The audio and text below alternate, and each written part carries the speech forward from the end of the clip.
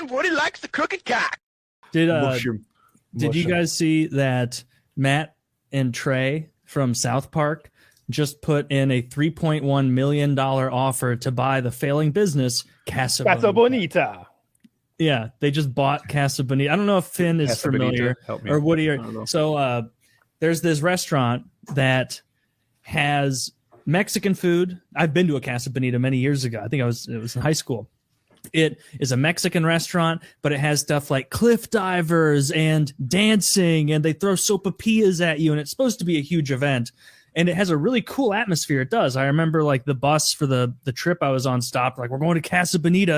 And we're like, that's awesome. It's supposed to be so cool. And the something funny that happened in there is I have a very shy friend, and unlike having like a couple people at Chevy's, if that's a national restaurant, come out and like clap for you, like happy birthday, enjoy your cake, they have like a mariachi band and then a secondary mariachi band, and so like 11 people are coming at you just like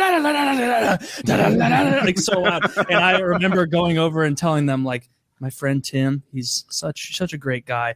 He would never tell you guys, but it's his birthday. Could you surprise him? He's actually at that table over there, the one facing us. It would be wonderful if you guys could come up from behind him and start playing.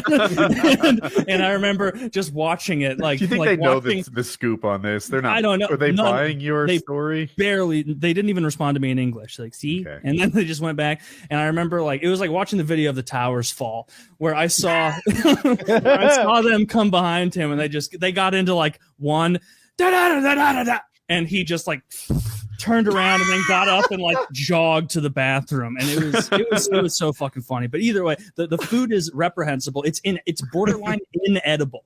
The food is, and they have like a guy cliff diving into a fake lagoon, but it's a cool aesthetic. And there was a South Park about it where Cartman really wants to go to Casa Bonita, and so he lies and tricks Butter into thinking there's a zombie apocalypse. Great episode.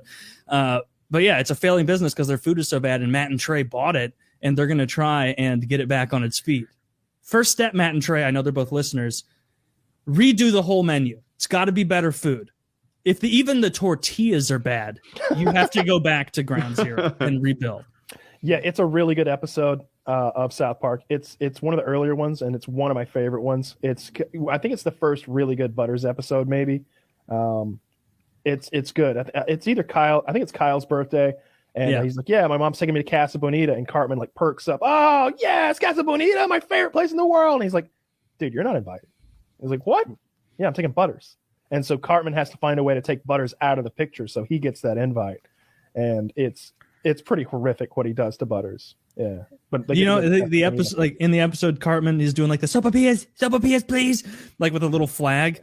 That's a real thing. You can put a little flag up, like it's a Brazilian steakhouse. Instead of delicious meat, though, it's the driest sopapillas on earth. And usually those are pretty good. I imagine those are hard to fuck up. If they take it over, like, and then they do another like Casa Bonita episode, like they're just printing money. They're printing money. That is so, and they'll throw a South Park theme into it too, like little bits so. There. I'm sure they will. Sorry, Finn, what were you saying? I was going to ask, is there like a type of, because we're in, at least where I'm at, there's not a ton of different cultures of food. There's like where I'm at it's like Indian and pizza. That's all you can really find, or like, like McDonald's and stuff. Is there like a type of restaurant, like a whole class of food that is like considered not great? Like in the US? Yeah. Oh, I hate Jamaican food. Yeah. That's really specific. I like jerk chicken. No, I don't like any of it. I hate Jamaican food. That oxtail and Thai restaurant I love so much that had the human trafficking make the food and stuff. Yeah, they were fantastic. The food wasn't good. I just really liked the process. I just liked knowing that there were slaves serving. Yeah. And they got replaced with a Jamaican restaurant. And I was like, all right, I'll give it a try. Who serves food with broken chicken bones in it? Right? Yeah. That is fair. That's their jam. No, that is one. I was on my honeymoon. I was on a honeymoon with my wife, and I'm like eating the jerk chicken, and I multiple times have to pull like a shattered piece of bone out of my mouth. They don't. It's not like they poorly deboned it. In my case, it was just breaking the bones and putting like little landmines in your food. I think they just take like the boned chicken and smash it with a big mallet and season it up for you real nice. No, okay, fair enough. Jamaican food's not good. But America's like the fucking melting pot of the world. So like even in my little area, like I'm south of Atlanta, I have every conceivable like kind of food. Like there's like 2 really nice Indian restaurants, 3 really nice Thai restaurants, like everything. I know that doesn't encompass everything, but like everything I can think of. That's off the top of my head. Like there's like a really nice English pub that there's a French market and tavern. There's just about anything you can imagine. And it depends what city you're in, because like obviously like when people immigrated here, they like settled in different places. So like St. Louis, where I am, like there's a huge like alcove carved out of the city where it's a bunch of Italians and Italian immigrants and their descendants called the Hill. And they still like you drive around the hill and it's nothing but Italian restaurants and like little Italian flags everywhere. And somehow these fuckers like still have an accent. It's like you've been here for years. Like, do you never leave the hill? So Italian's good here. Asian is everywhere. You can Asian's get good everywhere. Asian Mexicans everywhere. Mexican is gigantic in like everywhere. I've never been anywhere where there wasn't a ton of Mexicans. There's but probably more Mexicans where you are than where I am. So you probably have better Mexican food there. The best Mexican I've ever had was in like the Southwest though, because I think the closer you get to home base, like the better the stuff is. Like I ate at this Mexican place once in maybe New Mexico, which makes sense. It was incredible. Actually, no, I take it back. Better than that was L.A. L.A. is the best Mexican food I've ever had. It was like I tipped them. First of all, it was incredibly cheap. Like I was about to do an epic mealtime thing when we did the Star Wars episode, but nobody was there yet, and I had been dropped off by my driver, and so I just walking away from the studio house or whatever we're filming at, looking for food, and I walk into this random Mexican restaurant. The entire meal was like $8, and I think I tipped him at least $20. I think it was that maybe good. More. It was so. I after I ate, I was just like, whoever cooked this, tell them this is the greatest Mexican food I've ever had. It was like that scene from you ever see that Johnny Depp movie where they're down in Mexico? It's the sequel to the mariachi movie where like Johnny Depp says he has that same roasted pork dish at every Mexican restaurant he goes to, and he's telling Antonio Banderas, he's like, and this is the best I've ever had. In fact, it's so good that after I'm finished with my meal, I'm going to pay the check. I'm going to walk in the back and I'm going to murder the chef who cooked it because the universe needs to be balanced out. This is too good. And he does it. He pays Once Upon a Time in Mexico. Yeah. He literally gets up, walks to the back and murders the fucking chef and walks out the back door. What a piece of shit. I've never seen that movie, but I don't like that. He just deprived the whole, he had to balance the universe of delicious. This Mexican was too food. good. You know what else is good? That like there's not as at least around me there aren't as many. There's like a bunch of sushi places around me, a bunch of Korean barbecue, Chinese restaurants. Yeah. But those like pho, like Vietnamese, I hadn't even tried that until a couple of years ago because I was like, pho, isn't that just like soup? Soup's not a meal. And then you go there and eat it, and it's like they're carving off the entire belly of a pig and putting it into a bowl for you. It's the tremendous. bowl is so big you can fit not just a human head in it, like Taylor's. It's outrageous. Yeah, you could fit 2 human heads or half of mine. No, it is a super big bowl. It's a ton of food. It's a ton to drink, which I walk out of there sloshing. And yeah, you typically I guess the pho is the stuff they put on the side. That's what pho actually is. It's spelled PHO, by the way, and it's I called it pho for a long time. You would, right? Spelled PHO. I didn't know pho was the stuff to the side. I thought that was the whole meal. I could be wrong. I've been told that. I'm not positive, but it's a ton of food. Great. And if you pair it with, they call it bubble tea. It's not muddy water like tea. No. This is a milkshake with giant like pudding balls in it, and it's fantastic. And they give you a straw that's so big you could suck a dick through it. It's fantastic. I mean, it literally is just the sugariest water on earth with tapioca balls at the bottom. Mine's more like a sugary smoothie with tapioca balls. It is not good for you at all. I haven't had it in a few years. I only tried it once at like a bubble tea stand at the mall when I was maybe 16, and I didn't like it. It was way too sweet. But that could be because I went to a bullshit mall. we're both in the minority on that one. Where I think it's the texture of bubble tea. Like it's a really weird thing to be drinking a drink, and then suddenly, like 10 balls. Oh, I love it. Yeah. So weird. I was using the straw, so I was anticipating liquid. But every so often you get it. We are going to slowly murder every American by asphyxiation, and then we will move in and avenge the Vietnam War that we won. They're too large. They're not like BB sized either. They're like enough that if one went straight down, you'd have like a bit of. It's like a ping pong ball. What is it? The size? It's like I don't know. It's like maybe 50-60% of a paintball. If you know how big a paintball. Yeah. Okay. Because the straws are truly girthy. Like a milkshake. Big straw. I'm really curious to see what they serve in an English pub in America, because I can only hope it's just beans on toast. Oh my god, that'd be so beautiful. I would think it'd be a burger joint, right? Yeah, I would. Yeah, when there's pubs, there's always shepherd's pie.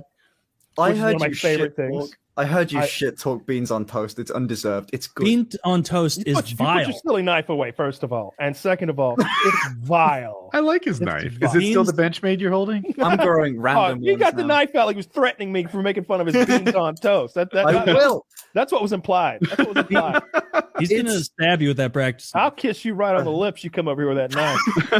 Talking a lot of shit for someone. Yeah, you even try it. You even try to stab him That'll with a knife. Teach you. And he's going to bend you over and a lot of shit for someone that can't have a knife. Hey, I can't after tomorrow. I picked it out. Sorry, we're in the same boat. I've never really I've been to like English places that serve like breakfast, and they do like the full English breakfast. Right. Except that includes beans on toast, and so I've never gotten it because beans don't agree with me, and beans on toast just seems like a soggy mess. It's good. It's really quite nice. I can vouch for beans on toast. If there's they're just really unhealthy, and it just you put butter on the toast and all that, and then you put beans. You could have it on the side, but that's not the traditional way. You really want the soggy mess. Of the English breakfast, I like the little. They have like the tomatoes there. I like that. Yeah. Sometimes there's mushrooms on there. I like that. The sausages look really good. They have like real sausage casing on them, which is good. But like the beans on toast, the English should have just taken a W on having a delicious breakfast, and then they throw this absolute sludge in the mix. So it might. The more I thought about it, the more it's like one of those things that you grow up with. Because I know the equivalent is probably like a grilled cheese in America. It's like the equivalent level of like everyone knows them. It's a staple, you know.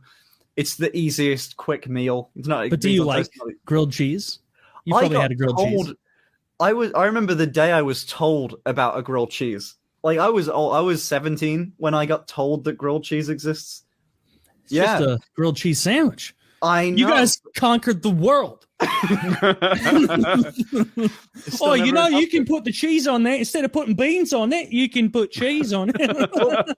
I remember the day I was talking to a friend where I was like, "Oh, I'm going to go make a sandwich." He's like, "Okay, what are you having on the sandwich?" I'm like, "Cheese." He's like, "Are you making a grilled cheese?" I'm like, "No, just a cheese sandwich. Like you butter bread, you put cheese in it, then you eat it. So you grilled cheese, maybe a bit of lettuce. It's a cheese sandwich." Yeah. What he's making, and then he goes, "What?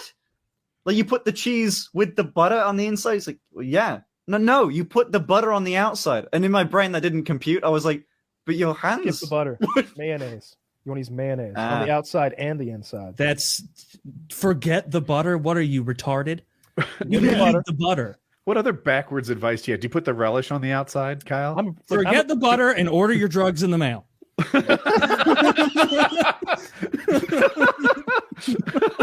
You know, everybody makes fun of that one time I got caught. What about the dozens of shipments that made it in right under the radar? You guys have no idea how many felonies I've committed that I'm admitting to here on the show.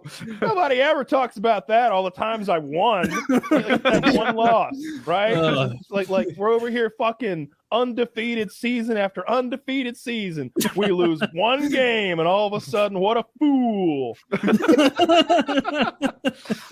Is it not something you'd want to be careful about talking? Like, careful? No, you want to let everybody know it's plausible deniability. Who would brag about such a thing? You'd have to be a fool.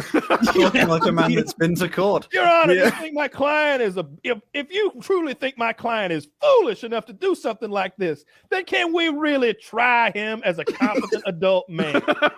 Brilliant. I mean, they could genuinely make a point for this show where they'd be like, Your Honor, I present to you another truthful section of the show where Kyle pretends to be a retarded person competing in the NFL. Let's watch. It's like, yeah, that works. That passes muster.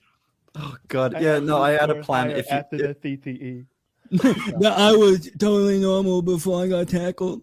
I don't believe him. Look, anybody out there who wants to actually make a good grilled cheese, it's mayonnaise. It's mayonnaise. That is the ticket. And it's Duke's mayonnaise. Get rid of the butter. Especially, look, if you really hate the taste of mayonnaise, just put it on the outside. You don't have to put it on the inside. I always put it on the inside because I love the tangy zip of Duke's mayonnaise. It's amazing. But don't you get all over your hands by putting mayonnaise on the outside of your sandwich? You grill it. It's it dries up. Just like butter would. And it browns. Yeah. Nothing browns better than the mayonnaise on the outside. So the outside of the sandwich is going to be this golden brown color. If you watch any like professional chef make a grilled cheese, if you find like Gordon Ramsay making one or something, he's going to put mayonnaise on that motherfucker. Gordon Ramsay makes beans on toast. I don't care. Well, clearly he's retarded at cooking. Yeah, I've seen him do all sorts of things. I promise. He makes beans on toast badly too. He puts beans in like a pan, so like they get like crisp. Fuck that. It's not. Your beans aren't even good. You want them soggy? I love beans. Okay, and like Southern style barbecue beans are like sweet and spicy with like bits of pork in them. They're delicious. And there's more brown sugar in those Southern style beans than there are beans. Yes, true. They're so good. You can smell them from across the household, and you're like, somebody got baked beans in here. They're nice. I mean, when I eat beans, I feel like, you know, that blueberry girl from Willy Wonka. Yeah. Like I feel so bloated when I eat beans. So beans and rice can be good. Beans and rice are amazing. What's the Brazilian restaurant that has all you can eat? They come around your table and I can't pronounce it correctly, but it's Fogo de Chão. Okay. They have beans and rice there.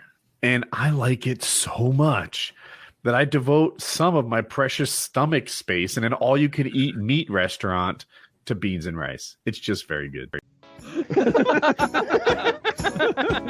I ended on that note. I love the wordplay. That was the best shit I've ever heard.